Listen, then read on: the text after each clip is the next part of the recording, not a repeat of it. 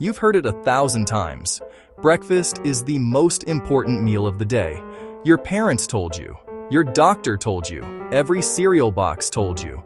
But what if I told you this so-called fact was invented by a cereal company in 1944 to sell more cornflakes? And that skipping breakfast might actually be the healthiest thing you could do? Stay with me, because what you're about to hear will change the way you eat forever. Let's talk about a belief so deeply ingrained in our culture, it feels like a fundamental law of nature. It's a rule we're taught from our earliest days, a piece of advice passed down from our parents, our teachers, and our doctors. It's the cornerstone of our morning routine, the one non-negotiable step to starting the day right. We're talking, of course, about breakfast. The story goes like this. You wake up and within an hour you must eat. Why? Because breakfast, we're told, is what kickstarts your metabolism. It's like turning the key in your body's engine, firing it up for the day ahead. The alternative is painted as a metabolic disaster. You've been warned that skipping breakfast slows your body down, forcing it into a sluggish, starvation mode. This supposedly makes you store fat, destroys your energy, and leaves you unfocused and unproductive for the rest of the day. Driven by this fear, millions of people force themselves to eat every single morning, even when they're not remotely hungry. They dutifully consume the toast, the cereal, the sugary yogurt, or the instant oatmeal, because they're terrified of the consequences if they don't. It's a chore, not a pleasure. And this isn't just a casual opinion, it's an institutional mandate. Schools teach it with posters in their cafeterias. Governments recommend it in their official dietary guidelines. And, most powerfully, the entire multi-billion-dollar food industry is built around it, marketing an endless parade of essential morning products. But here's the uncomfortable truth, the one that challenges decades of conventional wisdom. The science behind this advice is shockingly weak, often misinterpreted, and in some cases, completely misleading. The real story of how breakfast became the most important meal of the day has less to do with your health and much more to do with marketing, money, and a narrative that nobody in the food industry wants you to know. For generations, we've been told a simple, unshakable truth. Breakfast is the foundation of a healthy day. It's a rule so deeply ingrained in our culture that questioning it feels like questioning gravity itself. But what if this cornerstone of modern nutrition was built not on a foundation of science, but on a bed of marketing dollars? In her best-selling book, author and intermittent fasting advocate Gin Stephens embarks on a journey to uncover the real story behind our morning meal. She peels back decades of conventional wisdom, digging into the actual research. And what she found isn't just surprising, it's a revelation that could fundamentally change your relationship with food. Forever. To understand how we got here, we have to travel back in time. The now famous phrase, breakfast is the most important meal of the day, wasn't born in a research lab or a doctor's office. It was literally created as an advertising slogan. The year was 1944. In a brilliant marketing campaign, the company General Foods, the makers of grape nut cereal, unleashed this catchy phrase upon the American public. The goal was simple and direct, to boost sales of their breakfast products. The campaign was a masterclass in public persuasion. It was never based on peer-reviewed science or clinical trials. It was based on selling more cereal, and it worked so astonishingly well that the line between advertising and fact began to blur.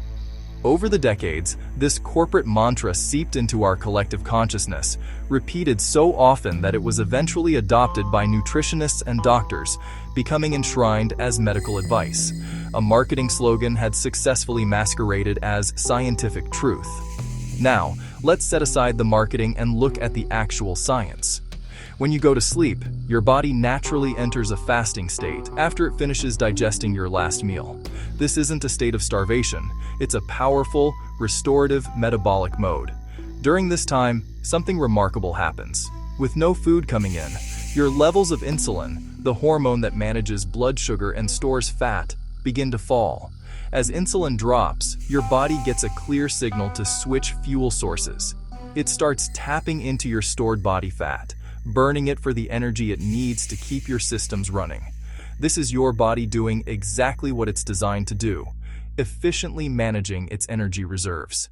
It's a finely tuned, ancient survival mechanism that we've been systematically shutting down every morning.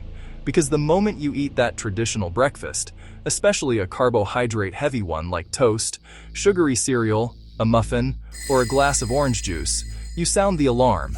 Your blood sugar rises, and your pancreas releases a flood of insulin to manage it. Instantly, fat burning stops. The high levels of insulin tell your body, stop burning stored fat. We have incoming energy to deal with, and we need to store any excess. And here's the truly cruel part of the cycle. That insulin spike often leads to a dramatic crash a few hours later. Your body overcorrects, pulling too much sugar out of your blood. This crash sends a panic signal to your brain, making you feel ravenously hungry, irritable, and foggy, often hungrier than if you had eaten nothing at all.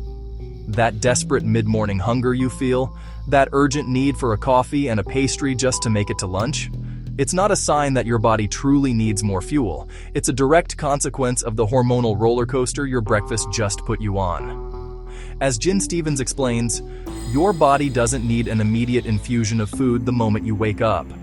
It has spent the entire night tapping into its plentiful energy reserves. It's already in a clean, efficient, fat-burning state. In fact, by simply extending that natural overnight fast, a practice we now call intermittent fasting, you allow your body to remain in this beneficial state for longer. This allows you to keep burning stored fat for fuel, which leads to improved body composition. It also enhances a critical cellular cleanup process called autophagy, where your cells remove waste and repair themselves. The result? Steady, clean energy and mental clarity throughout the entire morning, without the crashes. But wait, you might be thinking, what about all those studies that conclude breakfast eaters are healthier, thinner, and have a lower risk of disease? This is the final, crucial piece of the puzzle. Here's what the cereal industry and many news headlines don't tell you. The vast majority of those studies are observational, not experimental. This is a critical distinction. They don't prove cause and effect. These studies found that, on average, people who regularly eat breakfast also tend to have other healthy habits. But that doesn't mean breakfast them healthy. This is the classic trap of confusing correlation with causation. Researchers call this the healthy user bias. People who are health conscious enough to follow the prevailing advice to eat breakfast are also more likely to sleep more, exercise more, smoke less, drink less alcohol, and eat healthier foods overall. It's this entire pattern of conscientious behavior that leads to better health outcomes, not the isolated act of eating a bowl of cereal in the morning. The breakfast itself isn't the magic bullet. It's just a marker for a healthier lifestyle. The evidence. 7 section to 9. The actual experimental studies tell a very different story. A major study published in the British Medical Journal in 2019 reviewed 13 randomized controlled trials and found that eating breakfast had no significant effect on weight loss. In fact, breakfast eaters consumed on average 260 more calories per day than those who skipped it. Another study from the University of Bath found that people who skipped breakfast did not overeat at lunch. Their total daily calories were actually lower, and it goes beyond weight. Research on intermittent fasting shows improvements in insulin sensitivity, reduced inflammation, and enhanced brain function during the fasting state. Your body isn't starving when you skip breakfast. It's healing. Now that we've unraveled the marketing myth behind breakfast, the question becomes, what now? How do we apply this knowledge to our daily lives for better health? It's not about adopting a radical new diet overnight. It's about making small, informed adjustments. So here's a simple, 3-step framework to reclaim your morning and your metabolic health. First, and most importantly, stop forcing yourself to eat breakfast if you're not hungry. For decades, we've been conditioned to ignore our own internal signals in favor of a clock on the wall and a marketing slogan.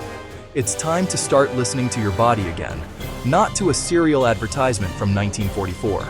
True hunger is a physical sensation, not a mental habit. If you wake up feeling satisfied and energized, there's no biological mandate that says you must eat. Your body is telling you it doesn't need fuel yet.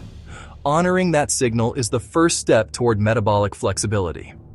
Second, if you do eat breakfast, make it count. The goal is to avoid the dramatic blood sugar spike that comes from a typical high-carb meal. That means skipping the toast, the sugary cereal, and the glass of juice. Instead, if you're genuinely hungry in the morning, prioritize protein and healthy fats. Think eggs, avocado, nuts, or a Greek yogurt. These foods provide sustained energy without triggering a massive insulin release, keeping your blood sugar stable and preventing the mid-morning crash and cravings that inevitably follow a carb-heavy breakfast. Third, consider experimenting with a simple eating window, a practice often called intermittent fasting. Stevens recommends starting with a 16.8 pattern. This means you fast for 16 hours and consume all your meals within an 8-hour window. For most people, this simply means skipping breakfast and having lunch as your first meal of the day. It sounds more intimidating than it is. You're asleep for half of the fasting period, and once your body adapts, you'll likely find you have more energy and mental clarity in the mornings. It's a powerful tool for giving your digestive system a rest and improving insulin sensitivity.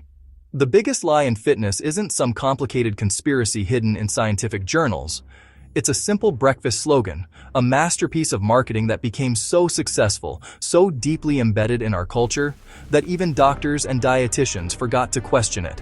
By understanding its origin, we can finally separate nutritional science from corporate fiction and make choices that truly serve our health.